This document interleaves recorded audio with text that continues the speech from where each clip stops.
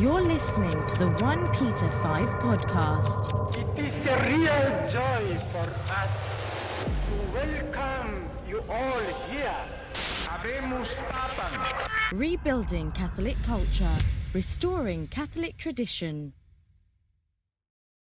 Hello and welcome to the OnePeterFive podcast, episode number 52. My name is Steve Skojak, and I will be your host for the day. And there's a lot going on, which is why, yes, I'm podcasting again after a couple of months.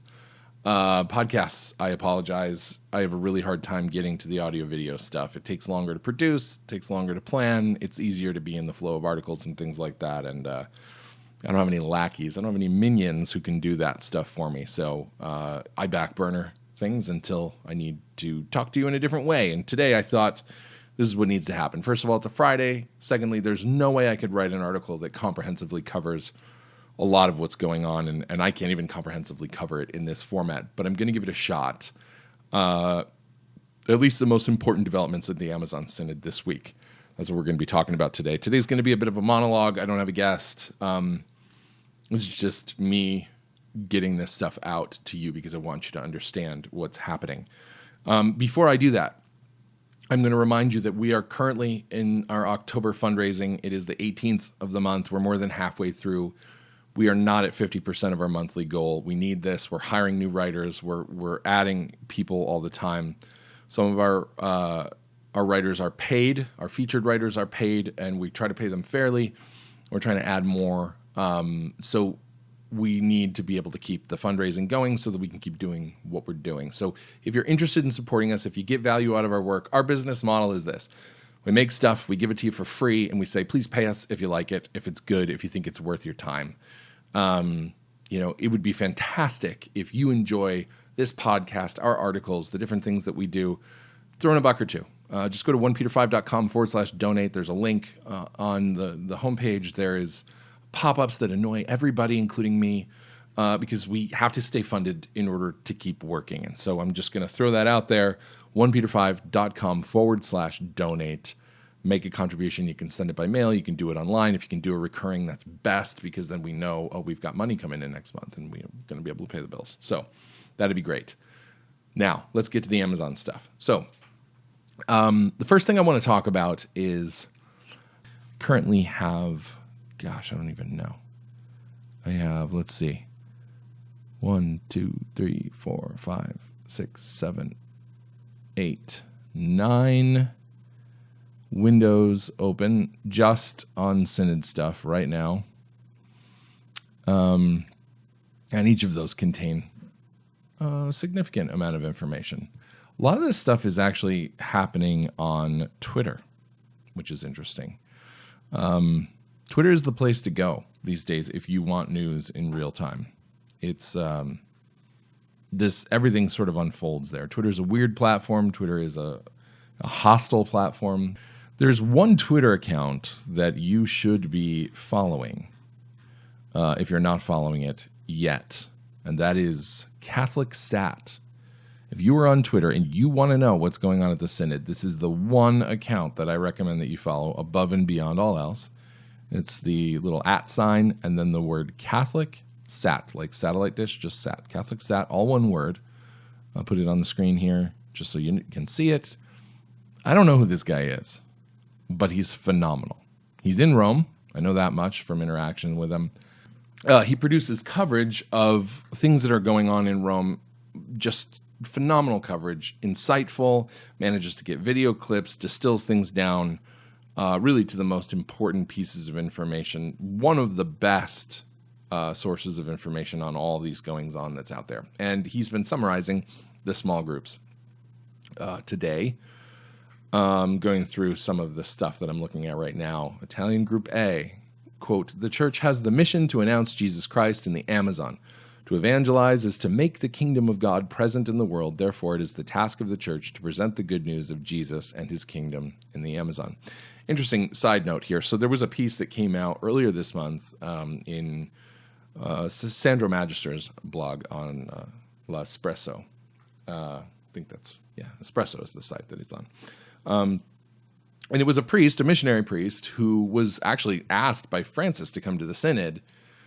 And he made the case that it seems that the church in a lot of these missionary regions of Latin America in particular seems to have become like an NGO, like a social worker organization. They're focused on doing works for the poor and things like that, but they're not doing any evangelizing.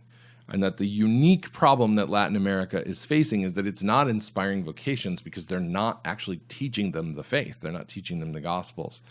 And that, the novelty that could be introduced to that region would be to just talk about Jesus. I mean, it's a crazy thing.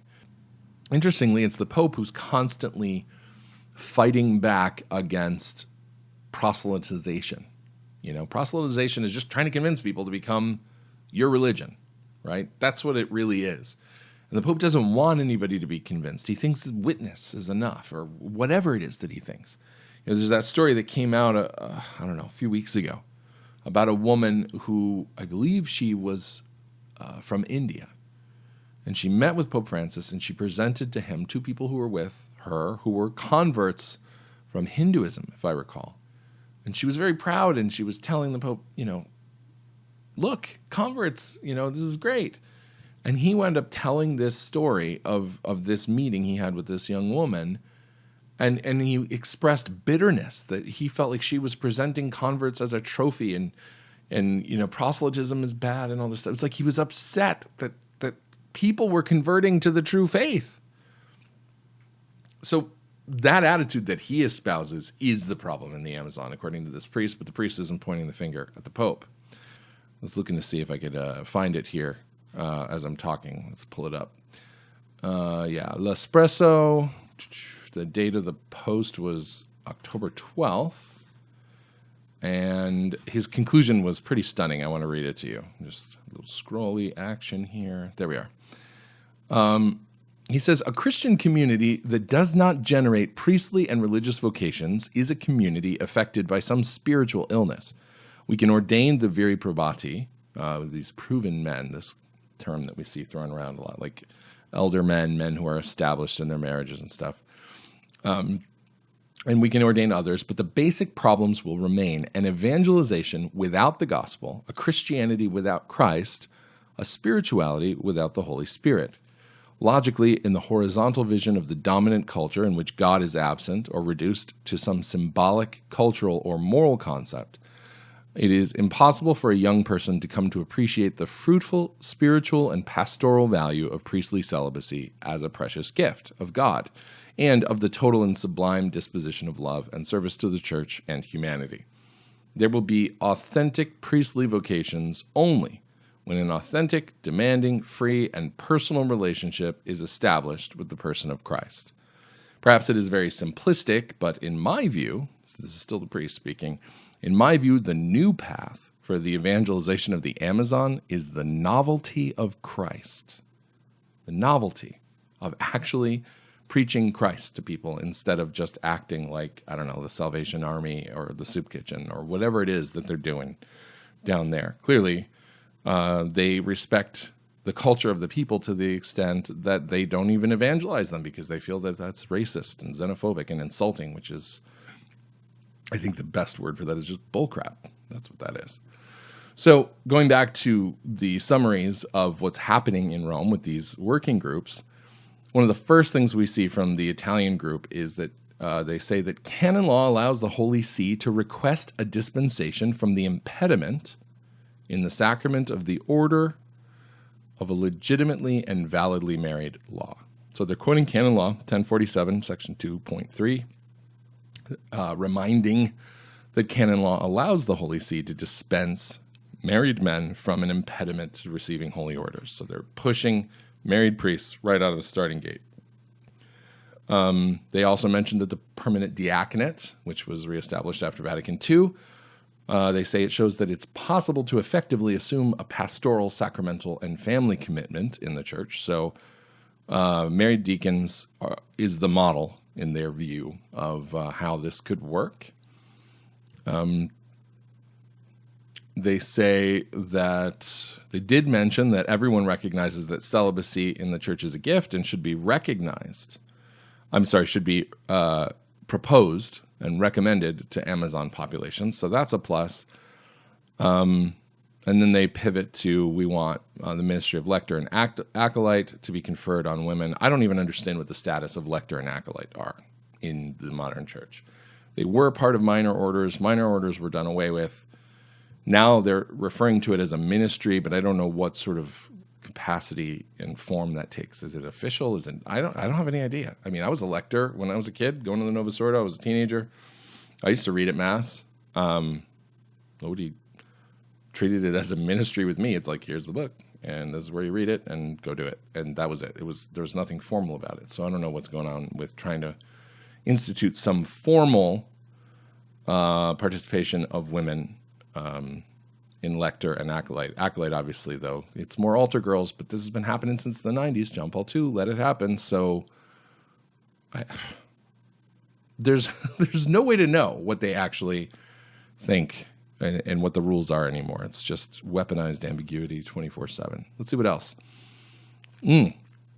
Another Italian group said that there is a proposal out there to undertake the path of a new Amazonian rite. Now, they're not using the word mass, but an Amazonian rite would be a rite of liturgy, which they say would allow us to develop under the spiritual, theological, and liturgical aspect and to discipline the singular riches of the Catholic Church in the Amazon. Bullcrap. We don't need an Amazonian rite. Why is that even a thing? I don't know. Let's see what else here. Does anybody know what Cosmovision is? It sounds like in the 1950s, they were advertising some new television that was like, an in-depth experience. Welcome to Cosmovision, where we can see 24 channels, not only in black and white, but also Technicolor. Cosmovision. So the Amazon Cosmovision, according to Italian Group B, has so much to teach the Western world, which is dominated by technology, very often at the service of the idolatry of money. It's nice that they're talking about idolatry at the Synod. They're just not talking about the Pachamama kind, the idolatry that's actually, idols, graven images that people are bowing and scraping before in the Vatican gardens, because that's a good look for the church. That's a good idea. Let's see what else have we got in this little goodie bag of theological I don't even know what I'm saying. Theological newness. It's newness. Let's see. That's okay. Enculturation. Here's one against proselytizing, because we can't try to convert people, remember? The explicit announcement of the resurrection of Christ after an adequate time of closeness and sharing of life without any form of proselytizing is a great asset for the peoples of the Amazon. These are empty phrases. I don't feel that they carry any actual meaning. So you want to explicitly announce the resurrection of Christ after an adequate time of closeness, whatever that means, and sharing of life. Do you have to eat like 15 meals with them? Do you need to marry with them and have their children? I don't know. But then no proselytizing. You just kind of announce explicitly that Christ is risen. And that's, I guess, a great asset for the peoples of the Amazon. Okay, moving on. Let's see, more on an Amazonian rite.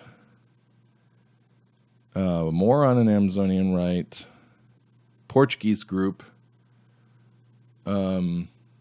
explicitly asks the Holy Father to admit in the Pan-Amazon region men to the priestly ministry and women to the diaconate, preferably indigenous, who are respected by the community. So here we are seeing Viri Probati extended to this, wasn't it Lobinger, who had this idea of the elders, both men and women in the community,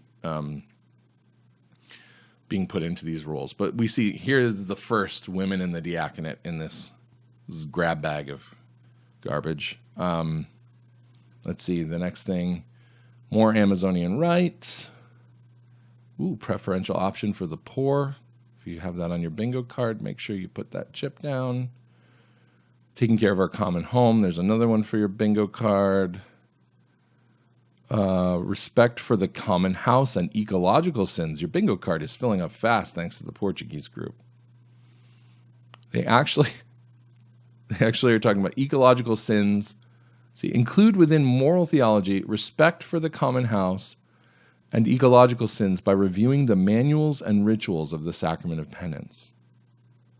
Bless me, Father, for I've sinned. I put the thermostat in my house at 72 in the summertime. What is this world that we live in that this is where we think the sins are? God forbid we deal with the real sins. I mean, now that the adulterers can receive Holy Communion, so here's the question, and this came up the other day in a discussion on Twitter. If people don't recycle, can they still receive communion if they're divorced and remarried, according to the logic of Amoris Laetitia? I don't know. I think it's a question they should take up. Now another piece on the these are just tweets I'm reading through. These are summaries of what the groups are proposing. It is considered necessary in the Pan-Amazon the ordination of viri probati. So another vote for married men. Another one about the permanent diaconate. And this is, we believe the same argument is valid for creating a diaconate for women in the church. Of course it is. This is Portuguese group, another Portuguese group saying, to deepen the theme of ministeriality. I love these words. Cosmovision, ministeriality. And the various possibilities regarding the diaconate, viri probati, women, married priests, the protagonism of the lay people, especially women. It's an affirmative action church. The one Portuguese group, D, reaffirms the value of celibacy. So that's cool. Somebody reaffirmed the value of celibacy. But then they pivot immediately and says, the listening prior to the synod expressed the desire to confer viri probati, priestly ordination, as well as the ministry of diaconia for women. These 2 points call for further maturing and thought. Further maturing. Does anybody speak like this? Do you know anybody who speaks like this? I don't know anybody who speaks like this. More about women's service in the church because quotas. And then they want more beatification of the martyrs in Amazonia and blah, blah. I can't read any more of this. You probably don't want to hear any more of this either. But I'm seeing, again, women instituted as lectors and acolytes and the permanent diaconate. They're going to push this. They are going to push this until it can't happen. I mean, it's part of holy orders. It's never been done. But they're going to keep pushing it, and I don't know what kind of weird hybridized thing they're going to do. I'm literally at a point where I no longer feel that I have any idea of where the boundaries are. Because every time I think there is one, they just trample it. Okay, so that's what's going on over there at the Synod right now. And just the liberal songs of joy. I see one of the priests I follow on Twitter says, Sister Natalie, a consultor to the Secretariat, boasts the following of this synod. Through the last synod on youth and the current synod for the Amazon, we see the same church on the move, a relational church, an inclusive church, a dialogal church. Doesn't she mean dialogical? A discerning church, a missionary church, a polyhedric church. We haven't heard the polyhedron thing. That was a Francis one, like the church is a dodecahedron or something, probably. A generative church, a synodal church. Hashtag Synodo Amazonico. We are talking about the Amazon Synod, and we must hashtag with the Synodo Amazonico, because that is what we must do. So let's see. What else we got going on? Pope Francis said yesterday, or at least sometime this week, it was reported in Spanish language daily, Religión Digital, That's like a French accent, and I'm doing Spanish. No sé por qué. But it was reported that he was going to be intervening in the synod and participating, but he was going to follow the lead of the synod fathers, just be one of the synod fathers and not have his interventions and statements published, which is convenient for him. Because, he's just like everybody else, just one of the guys, just one of the dudes, just hanging out with the bros. Of course, we all know that it doesn't matter what they come up with at the synod because he has the final say. And, at the family synods, he didn't even care that they voted against stuff. He was like, nope, I want it. It's going through. So it's very, very silly and it's not transparent, but it's transparently ridiculous. Let's put it that way.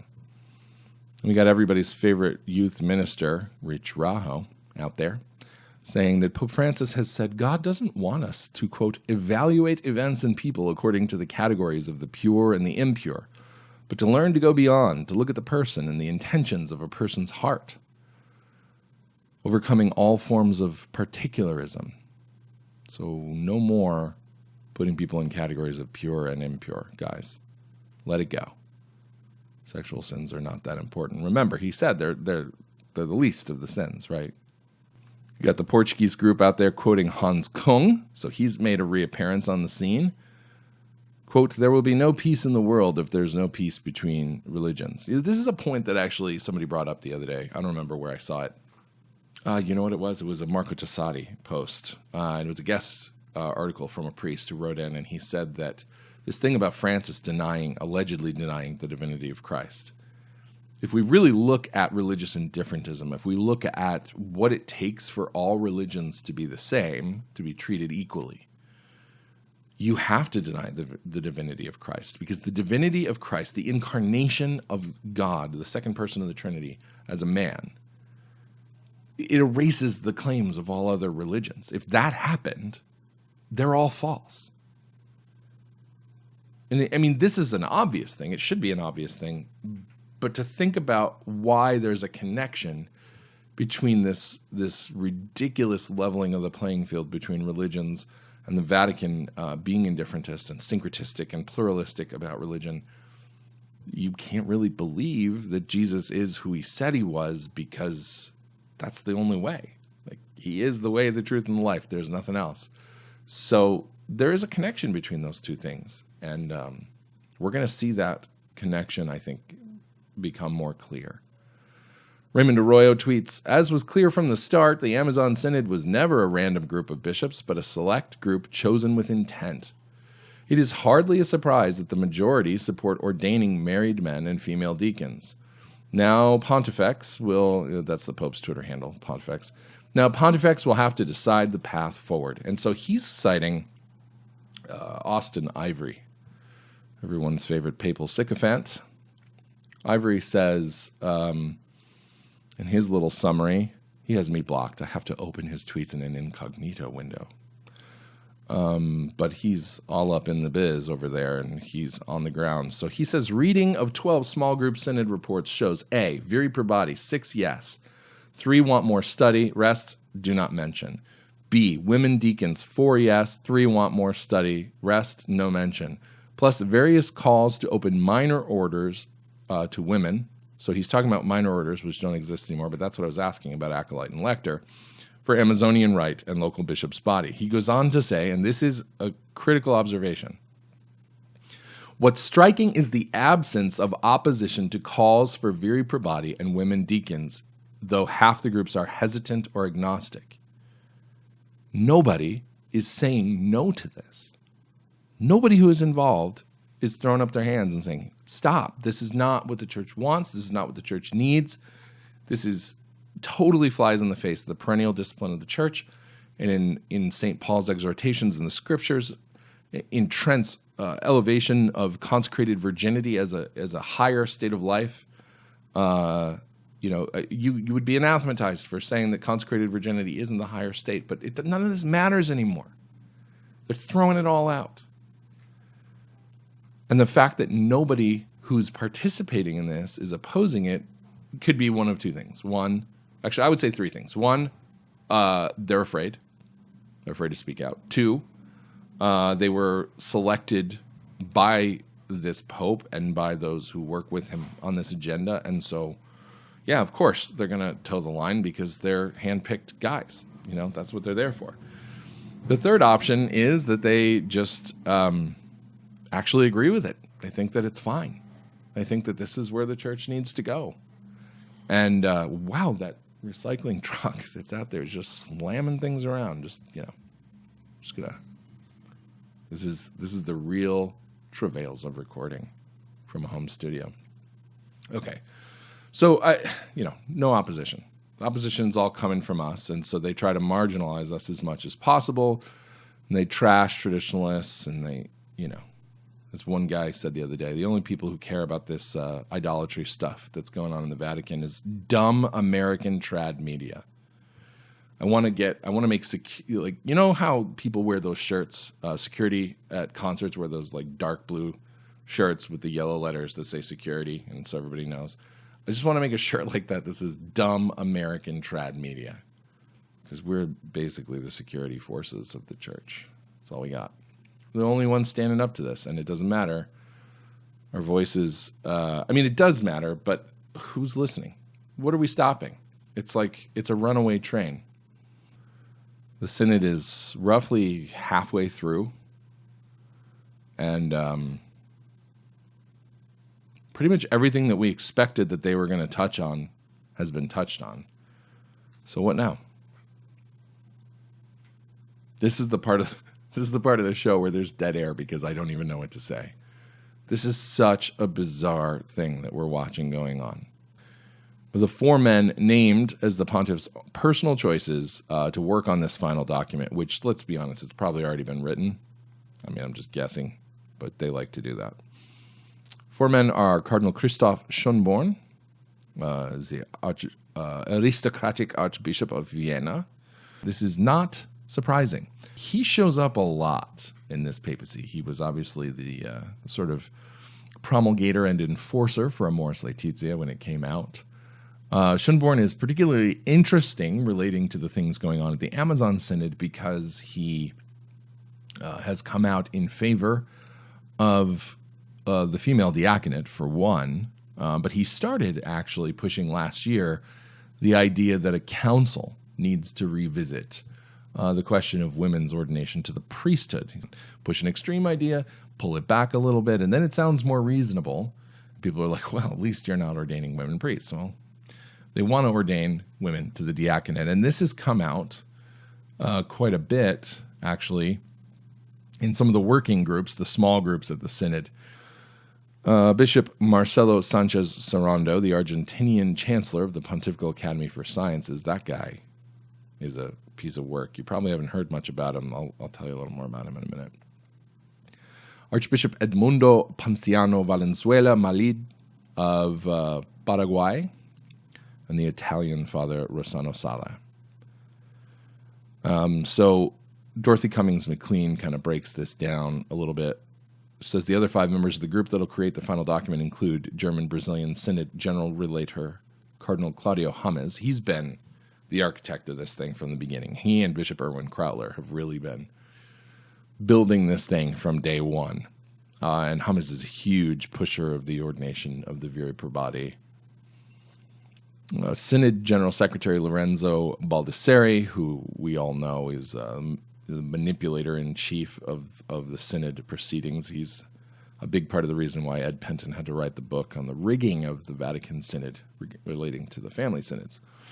The Maltese Pro-Secretary General Bishop Mario, I don't know if it's Gretsch or Grech, how you pronounce it, Grech. I've never heard it pronounced, but that guy's the guy who was rumored to have threatened his own priests, removing their faculties if they didn't toe the line on the liberal Maltese take on Amoris Laetitia and communion for the divorced and remarried. We did a story on that a couple of years ago. And two special secretaries, Cardinal Michael Cerny, SGA of Canada, and Spanish-born Bishop David Martinez de Aguirre Guinea of Peru.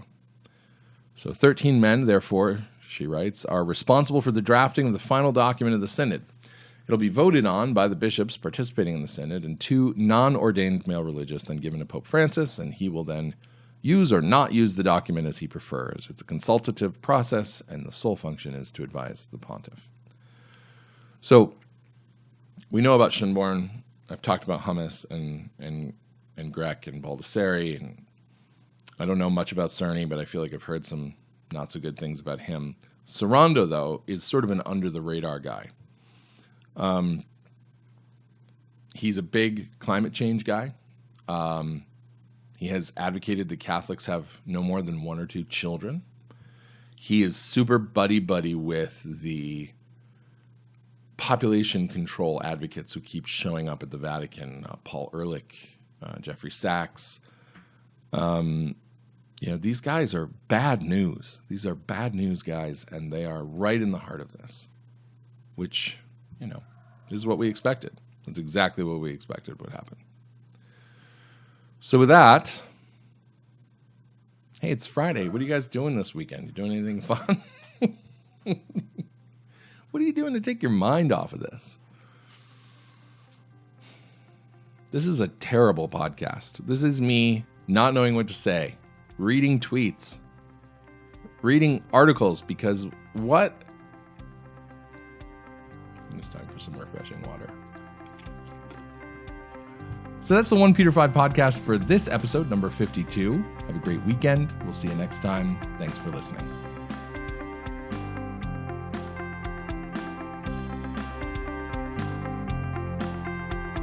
You've been listening to the OnePeterFive podcast. This has been a production of OnePeterFive Incorporated, copyright 2018, all rights reserved. If you have downloaded this podcast through iTunes, we encourage you to go there and leave us a review to help others find and enjoy our show.